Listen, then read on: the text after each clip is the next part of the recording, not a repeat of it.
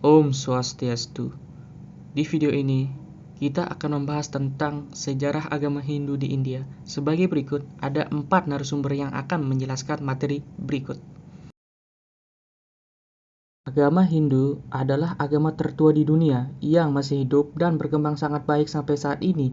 Walaupun agama Hindu sudah berkembang sejak tahun 2500 sebelum Masehi, namun ajaran dan pikirannya masih relevan dalam abad modern ini. Agama Hindu pada awalnya muncul di lembah Sungai Sindhu, India sebelah barat daya. Namun, Hindu sesungguhnya diambil dari kata Sindhu, orang Persia yang mengadakan kontak ke lembah Sungai Sindhu dengan menyebut Sindhu dengan kata Hindu, karena mereka tidak bisa menyebutkan lafal S. Ajaran agama Hindu bersifat universal dan memberikan kebebasan bagi para penganut-penganutnya untuk menghayati dan merasakan sari-sari ajarannya. Dengan ajaran sifat universal, agama Hindu bukanlah agama, yaitu satu golongan. Om Swastiastu. Di sini saya akan menjelaskan perkembangan agama Hindu di zaman Weda. Zaman Weda dimulai sejak bangsa Arya berada di Puncak di lembah Sungai Sindhu sekitar tahun 2500 sampai dengan 1500 sebelum Masehi. Setelah mendesak bangsa Drapida ke sebelah selatan sampai ke daratan tinggi Deccan. Perkembangan agama Hindu di India terbagi menjadi 3 fase, yaitu zaman Weda, zaman Brahmana, dan zaman Upanishad. Om Swastiastu. Saya, narasumber kedua, akan menjelaskan materi tentang perkembangan agama Hindu di India pada zaman Brahmana. Zaman Brahmana ditandai dengan munculnya kitab Brahmana, yaitu bagian Weda yang berisi tentang peraturan-peraturan dan kewajiban-kewajiban keagamaan. Kata Brahmana berasal dari kata Brahman, yang berarti ucapan-ucapan suci yang diucapkan oleh pendeta pada waktu melaksanakan korban suci.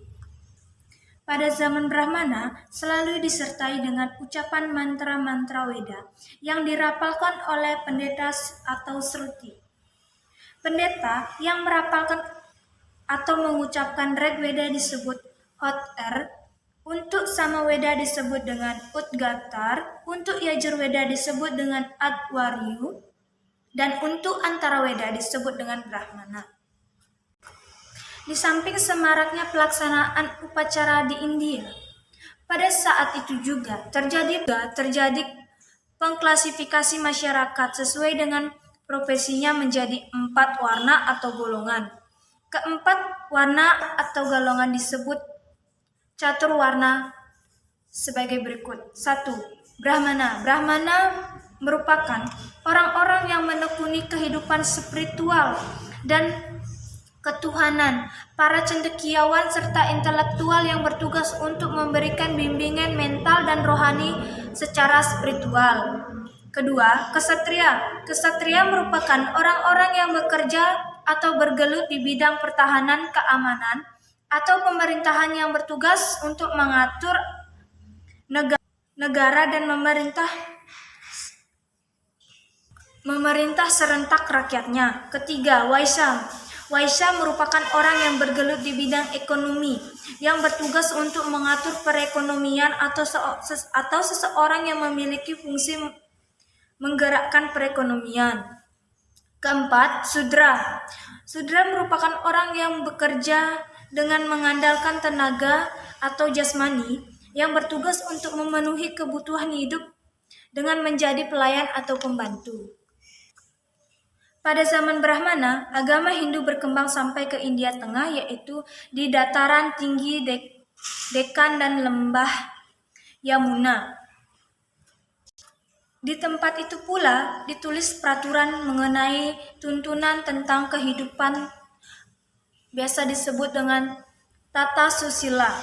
Peraturan dan tuntunan ini ditulis berdasarkan kitab Veda Surya. Om Swastiastu, saya narasumber keempat akan menjelaskan materi tentang zaman Upanishad. Kehidupan beragama Hindu pada zaman Upanishad bersumber pada ajaran-ajaran kitab Upanishad yang tergolong Shruti dijelaskan secara filosofis.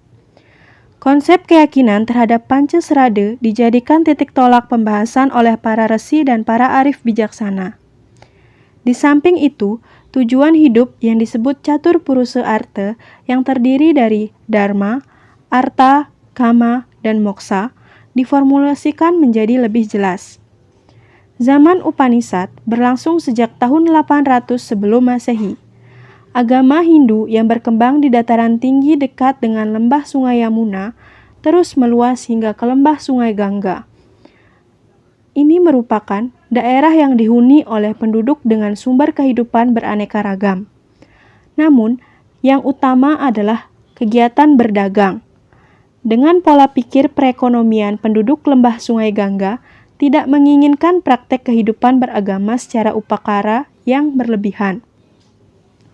Kata Upanishad berasal dari bahasa Sanskerta dari akar kata upa yang berarti dekat, ni yang berarti guru atau pemimpin, dan sad yang artinya duduk.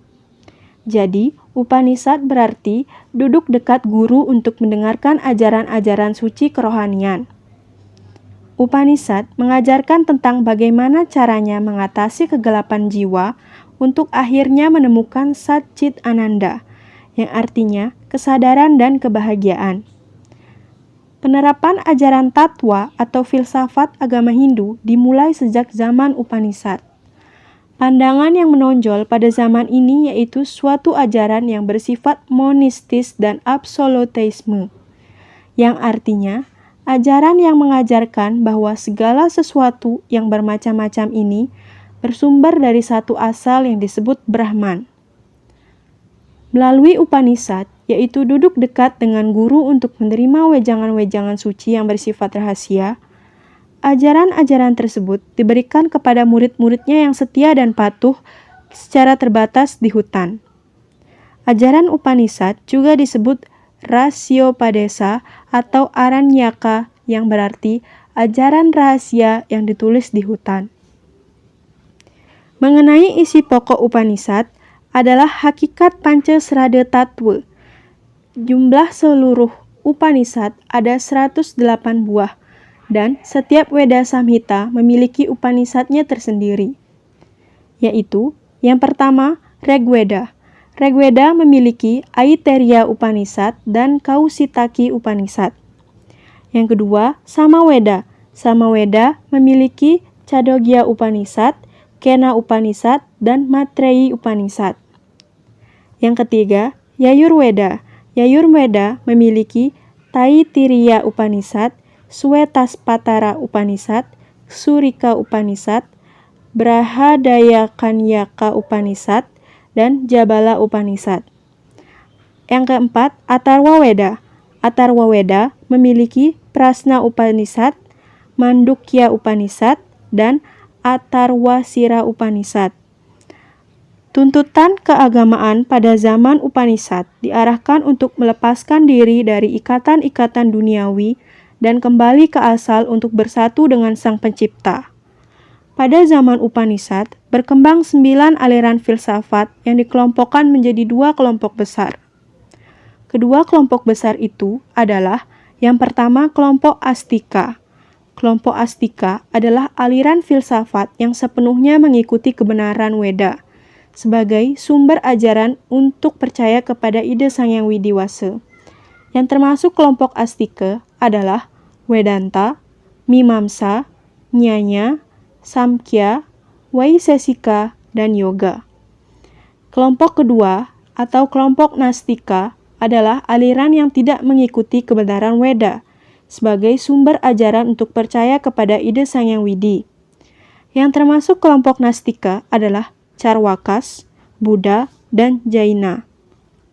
Demikianlah perkembangan agama Hindu pada zaman Upanishad, yang merupakan periode penyusunan kehidupan beragama Hindu melalui filsafat.